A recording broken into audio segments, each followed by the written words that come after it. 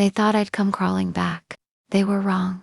When Dad cut me off, he didn't know I held the key to everything he owned. He took my car keys, but I took something he could never replace. And when his empire started collapsing, all he could do was call me. Again and again. When my dad said, "You're cut off forever," I didn't even flinch. He stood there, smiling proud, almost relieved as he dangled my car keys in his hand. Like taking them back was some kind of power move. I remember the way he said it. "Let's see how far you get without my money." Everyone laughed. My stepmother smirked. My half-brother, Ryan, recorded the whole thing on his phone like it was a family comedy. But it wasn't funny. It was war. I walked out of that mansion with nothing but a backpack, 2 changes of clothes, and a storm brewing inside me. They thought I was weak, spoiled, dependent. But what they didn't know was I'd been preparing for that moment for years. You see, I grew up in my father's shadow. He built a business empire from scratch. Or at least, that's what everyone believed. A massive real estate firm with offices across the country. But behind the glossy press releases and fancy awards, there were cracks and secrets. I'd spent the last few years working in his office, managing data, overseeing transactions. He thought I was just a clueless assistant, but I watched, I learned, I saw every shady deal, every hidden transfer, every time he used shell companies to move money offshore. And I kept records, quietly, carefully, and completely off the grid. When he told me I was cut off, I smiled, because I knew he'd just set himself on fire, and handed me the match. For a week, I disappeared. No calls, no social media. I crashed on a friend's couch downtown. Spent days working at a small coffee shop, pretending to be another broke college dropout. But every night, I logged into a private server, one that held every piece of evidence that could destroy him. Then it happened. A week later, his company's main account froze, millions of dollars locked. I didn't touch a thing. I didn't have to. I just shifted access permissions. All legal, all traceable, but not by him. My phone lit up with messages, first from my stepmother, then from Ryan. "Dad says call him." "What did you do?" "He's losing it." Then came the first call. Then the second, then 20, then 9. I didn't answer.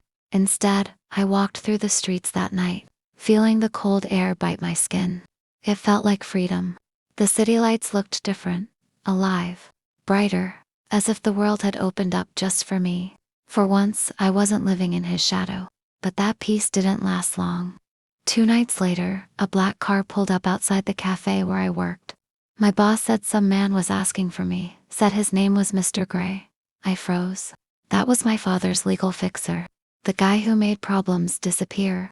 The guy who threatened journalists. He walked in tall.com/suit perfectly pressed, and sat at a corner table. He didn't order coffee. He just looked at me and said, "Your father wants to talk. He's desperate." Desperate. That word hit differently. My dad was never desperate. He was always the one in control. I told Mr. Gray, "Tell him he has my number.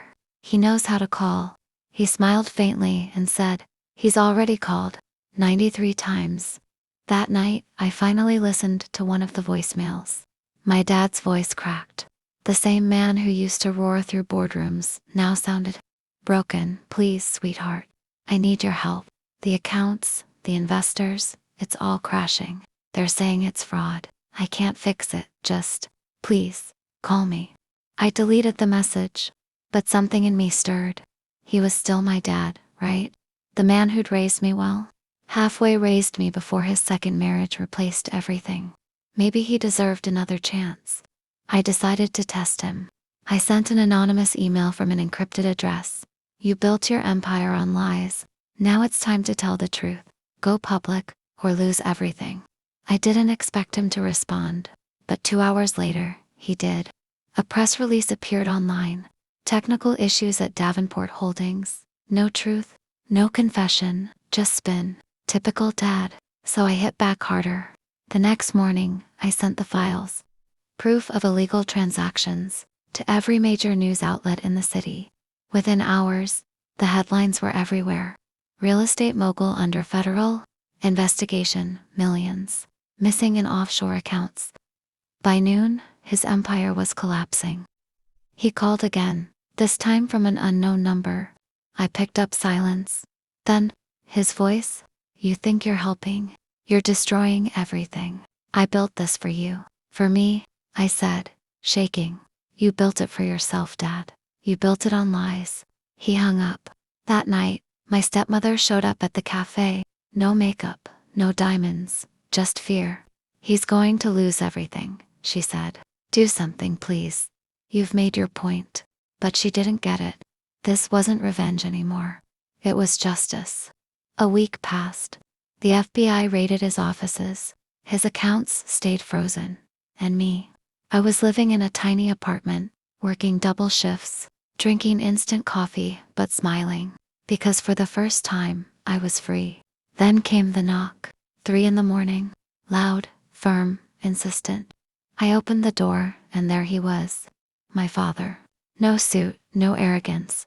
Just a man in a wrinkled coat, eyes sunken, hands trembling. "I lost everything," he said quietly. "I have nowhere to go." For a second, my heart twisted. I wanted to let him in. I wanted to believe he'd changed. But then I saw the folder in his hand. It was a contract. He shouted, slammed the folder on the table, stormed off into the rain. I watched him disappear down the street, his figure fading into the dark. Weeks passed. The company dissolved. The news moved on. But one morning, a letter arrived at my door. No return address, no name. Inside, a single key. And a note. "For when you're ready to come home." I never used it, because home was never a place. It was the moment I realized I didn't need him. Now, every Thanksgiving, my phone still lights up. 93 missed calls became none. And sometimes, when I drive past the ruins of his old office, I wonder if he ever truly understood that cutting me off didn't free him. It freed me. He thought he took my car keys, but I took everything else.